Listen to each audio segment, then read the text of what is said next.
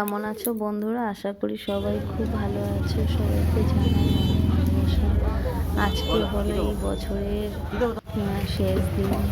তো যাই হোক, আর আমার তো শেষ আমি এসেছি, বাজার করতে গেছিলাম, তো অনেক বাজার করে নিয়ে আসলাম। আর কালকে করব পিকনিক, তার জন্য সব তৈরি করছি আজকে বিকালে। তো এখন বাজার টাজার করে নিয়ে আসলাম, সব কিছু গুছিয়ে গাছিয়ে রাখবো। সব এখন কী কী এনেছি সব বের করছি, বের করে সব ফ্রিজে রেখে দেবো। আর বিকালে যে সবাই মিলে একসঙ্গে খাবো, আজকে পিকনিক করবো, সেই জিনিসগুলো গুছিয়ে রাখবো। তো যাই হোক, আর 1 জানুয়ারির দিন চলে গেলাম আমরা হংসেশ্বরী মন্দিরে, আমাদের বাড়ির কাছেই, বেশি দূরে নয়। তো ভাবলাম দূরেও যে টাইমও খুব যে দূরে কোথাও যেতে পারলাম না, তাই ভাবলাম যাই কাছের থেকে একটু ঘুরে আসি। তো সবাই মিলে গেলাম, ঘুরে আসলাম, খুব ভালো লাগলো। আর সেটাই তোমাদের সঙ্গে শেয়ার করেছি। তো সবাই তোমরা দেখতে থাকো। তাও কতগুলো ছিমালু নিয়েছি।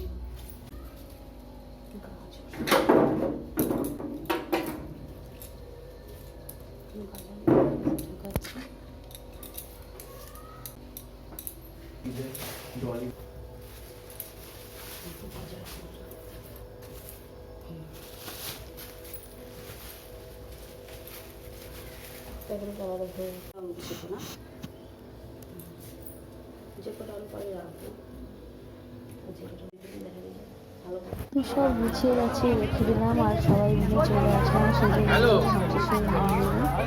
তো সেখানেই সবাই ঘুরে ঘুরে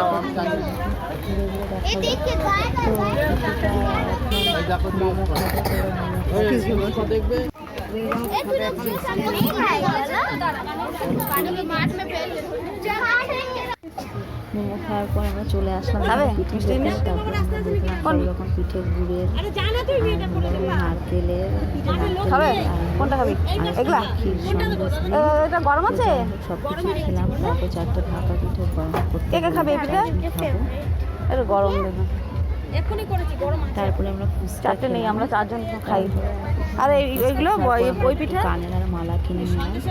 তারপর আমরা যাওয়ার সময় পরোটা খেলাম, না ভালো লাগলো। দুপুরবেলা পরোটা খেলাম। রাজার ভাইয়ের ভিতরে যাবো,